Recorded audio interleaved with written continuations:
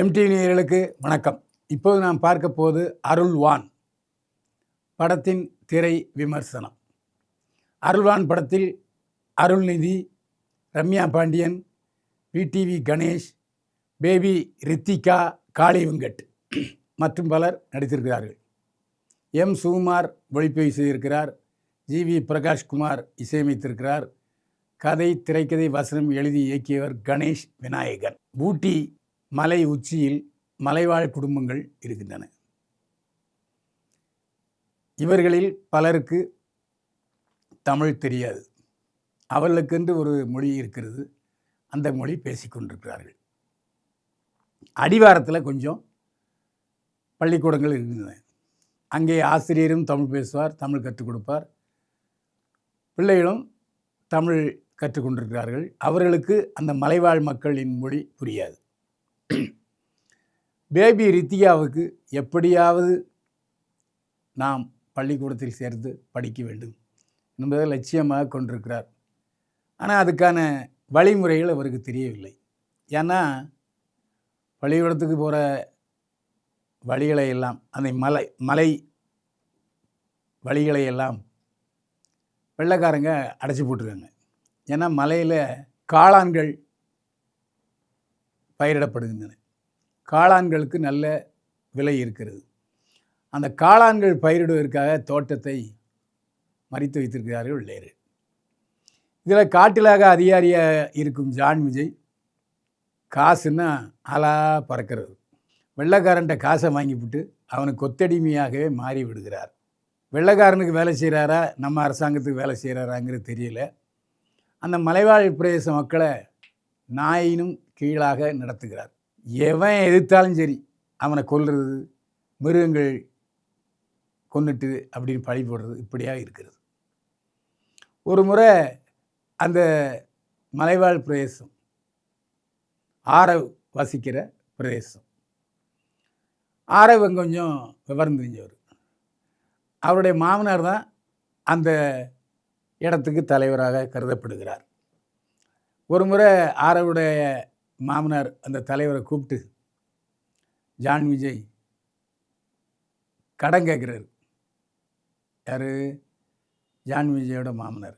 சரி கடன் தரேன், நிறையவே தரேன், இதில் ஒரு கையெழுத்தை போடுன்ட்டு வெத்து பத்திரத்தில் கையெழுத்து வாங்கிறார். அந்த வெத்து பத்திரம் அந்த இடத்த பூராத்தையும் வெள்ளைக்காரனுக்கு பதிவு பண்ணதாக போட்டுட்டார் ஜான் விஜய். அப்புறம்தான் ஜான் விஜயோட தில்லுமுல்லு தெரியுது.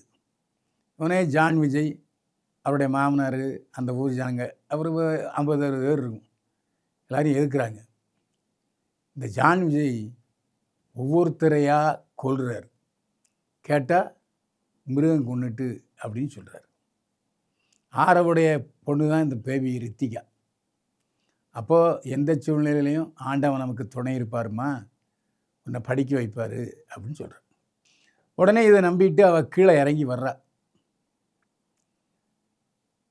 வரும்போது ஒரு ஜீப் அடிச்சிருது. குற்றுயிரும் கொலையுரமாக இருந்த பேபி ரித்திகாவை மருத்துவமனையில் சேர்க்குறாங்க. மருத்துவமனையில் அவள் பேசுகிறது யாருக்கும் பிடிக்க மாட்டேங்குது.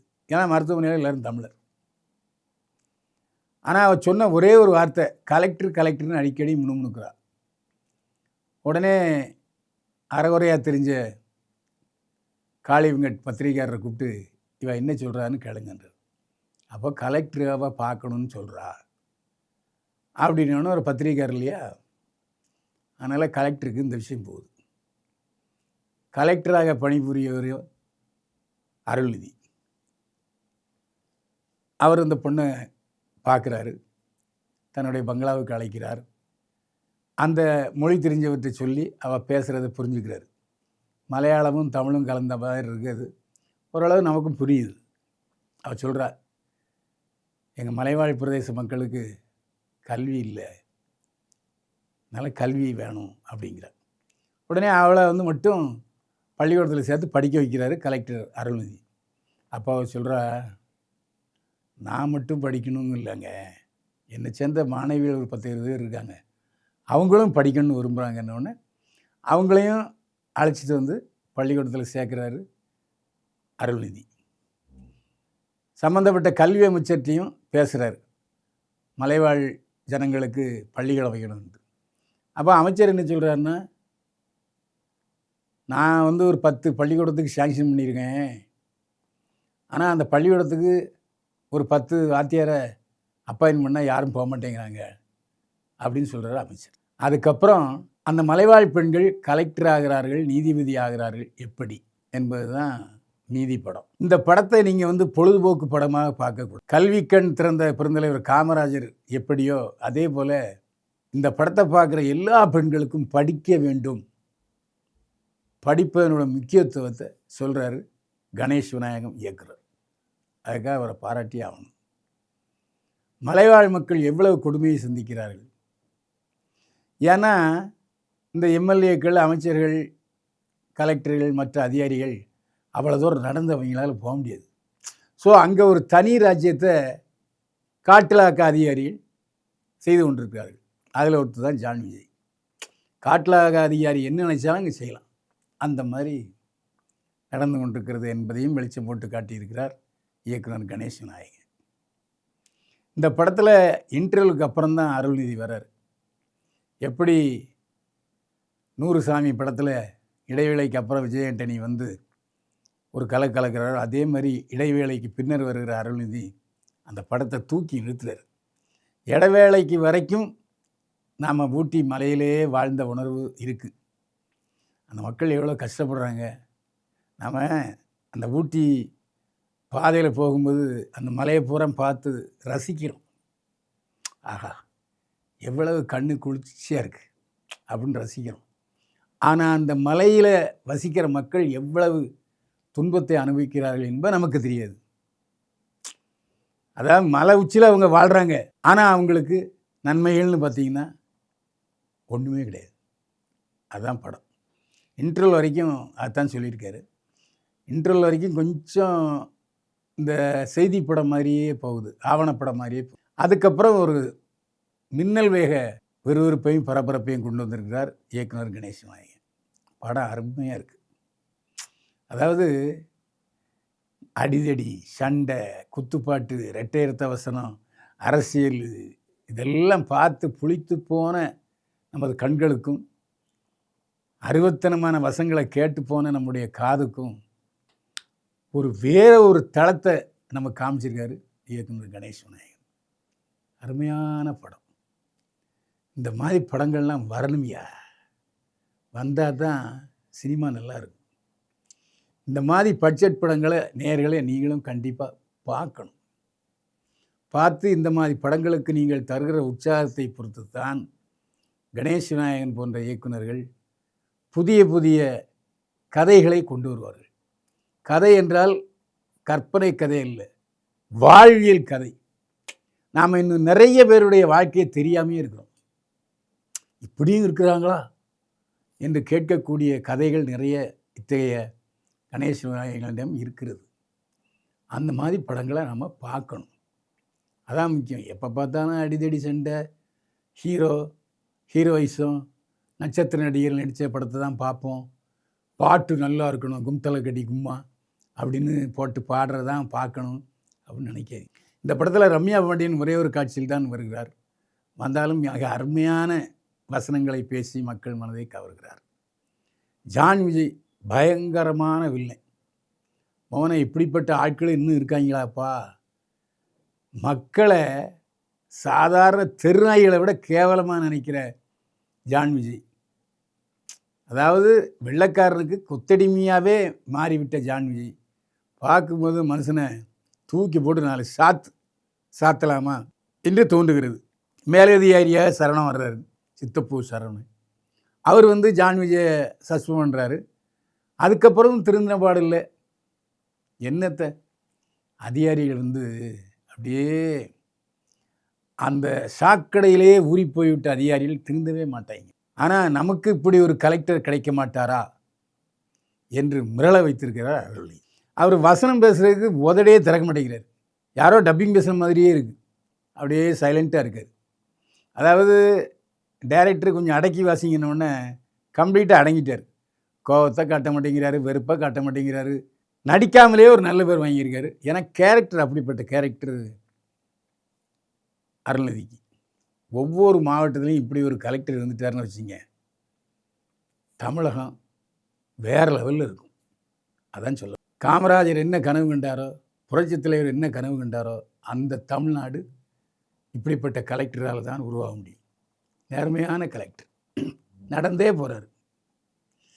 இதை விட கொடுமை, டிகிரி படித்தவன் ஆராய்ச்சி நடத்துகிறவங்களாம் தெரியாத விஷயம். அதாவது மலை மேலே ஏறும்போது ரொம்ப களைப்பாயிட்டோம், டீஹைட்ரேட் ஆகிட்டோன்னு வச்சுங்க, அப்படியே திரும்பி நின்னா போதும், ஒரு 5 நிமிஷம் இழந்த சக்திலாம் நமக்கு. இதை அந்த பேபி காயத்ரி சொல்கிறார். அப்போ விடிவி கணேஷ் சொல்கிறார், ஏண்டா நாமெல்லாம் இவ்வளவு பட்டம் வாங்கியிருக்கோம், நம்மளை விட முதிர்ச்சியாக இருக்கலையா, அறிவு தெளிச்சியாக இருக்காருன்னு சொல்லும்போது நம்முடைய மண்டையில் நாமளே ஒரு குட்டு நங்குன்னு வச்ச ஒரு உணர்வு ஏற்படுகிறது. விடிவி கணேஷ் மாவட்ட ஆட்சித்தலைவர் கலெக்டருடைய அருள்நிதியுடைய பிஓ வர்றாரு. ஒரு 3 காட்சிகள் வந்தாலும் 2 காட்சிகளில் லைட்டாக காமெடி பண்ணுறாரு. காளி வெங்கட் இந்த மாதிரி அவர் ஒரு 4-5 படத்தில் பார்த்துட்டோம். மலையில் ஒரு போலி அந்த மலைவாழ் பகுதியில் ஒரு தபால்காரரை அவரை பார்த்துட்டோம். மிக மிக நல்லவனாக இந்த படத்தில் நடிச்சிருக்கார். பத்திரிகையாளனாக நடிச்சிருக்கார். நல்ல பத்திரிகையாளன். அதாவது மக்களுடைய மனசாட்சியின் குரலாக பத்திரிகைகள் விளங்க வேண்டும் என்பதற்கு காளி வெங்கட் உதாரணமாக தெரிகிறார். பாந்தமான நடிப்பு, அமைதியான நடிப்பு. கலெக்டரிடம் அந்த பெண் பேசுவதை மொழிபெயர்த்து சொல்கிற பொழுது காளி வெங்கட்டுடைய திறமை படிச்சிடு. படத்தில் ஒரு 7-8 கேரக்டர்கள்னாலும் 7-8 கேரக்டர்களும் மனதில் நிற்கிறாங்க. ஆரவ் முதல் பாதியில் அவர்தான் கதாநாயகன். ஆஜானுபாகமான தோற்றம். மலையில் தேன் எடுக்க போகிறார். கொம்பு தேன் அல்ல, பாறை தேன். இந்த பாறையில் ஏறி தேன் எடுக்கிறார். இந்த படத்தினுடைய டைரக்டர் கணேஷ் விநாயகன் ஏற்கனவே தேன் என்ற படத்தை இயக்கியவர். அப்போது அந்த படத்தினுடைய ஞாபகம் நமக்கு வருது. எப்படித்தான் இந்த லொக்கேஷன்களை கண்டுபிடிச்சாரோ, எப்படி படப்பிடிப்பு சாதனங்கள் மற்றும் கலைஞர்கள் எல்லாரையும் அங்கே கொண்டு போனாரோ ஆச்சரியமாக இருக்குது. அதுவே பெரிய ஆச்சரியம். ஏன்னா அந்த மாதிரி மலையினுடைய ஓடுகிற ஆறு, காட்டு பூச்சிகள் எவ்வளோ இருந்திருக்கும், எத்தனை தொந்தரவு வந்திருக்கும், அதெல்லாம் சமாளித்து படம் எடுத்திருக்கிறார் கணேஷ் விநாயகன். அதாவது எல்லாரும் நாங்கள் கஷ்டப்பட்டோம் படத்தில்ம்பாங்க. இல்லை, இந்த படத்தில் தான் நடித்த கலைஞர்களும் சரி, தொழில்நுட்ப கலைஞர்களும் சரி ரொம்ப கஷ்டப்பட்டிருப்பாங்க. இந்த படத்தினுடைய ஒளிப்பதிவாளர் சுகுமார் ரொம்ப சிரமப்பட்டு காட்சிகளை படமாக்கியிருக்காரு. அதாவது அந்த இடத்துல நாம் வாழ்கிறோம்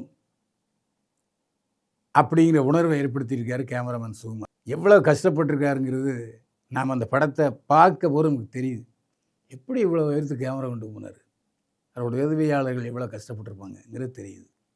சுகுமாரனுக்கு நமக்கு பாராட்டு. ஆஹா ஓஹோ பேஷ் பேஷ், ரொம்ப நன்னா இருக்குது. அதே போல் படத்தினுடைய ஒளிப்பதிவாளர் ஜிவி பிரகாஷ்குமார் எல்லாமே மாண்டேஜ் சாங் தான், நல்லா போட்டிருக்காரு.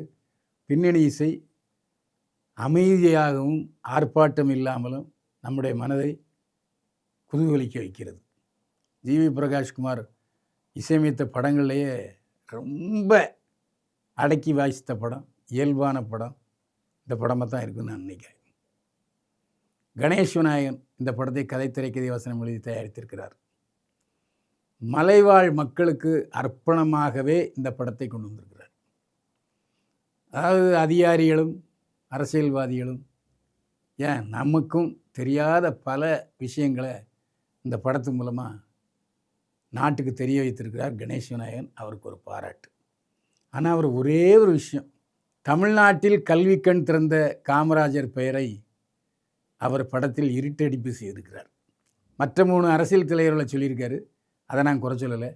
ஆனால் காமராஜர் பெயரை ஏன் குறிப்பிட தவறிவிட்டார் என்பது கண்டனத்துக்குரிய விஷயந்தான். நான் இதை படம் முடிஞ்சுதான் அவர்கிட்ட கேட்டேன். மன்னித்து கொள்ளுங்கள் என்றார். ரொம்ப சாதாரணம் சொல்லிட்டார் மன்னித்து கொள்ளுங்கள்னு. ஒரு டைரக்டர், அவருக்கு தமிழ்நாட்டிலே கல்விக்கண் திறந்தது யார், சத்துணவு பொருள் போட்டது யார் அப்படிங்கிறது தெரியாதுங்கிறது மனசு கஷ்டமாக இருக்குது. வரும் படங்களில் கணேஷ் விநாயகன் இந்த மாதிரி தவறுகளை செய்யக்கூடாது என்பது நம்முடைய கோரிக்கை. ஆனாலும் அருள்வான் படம் தரமான நல்ல படம். அனைவரும் தியேட்டரில் போய் பாருங்கள்.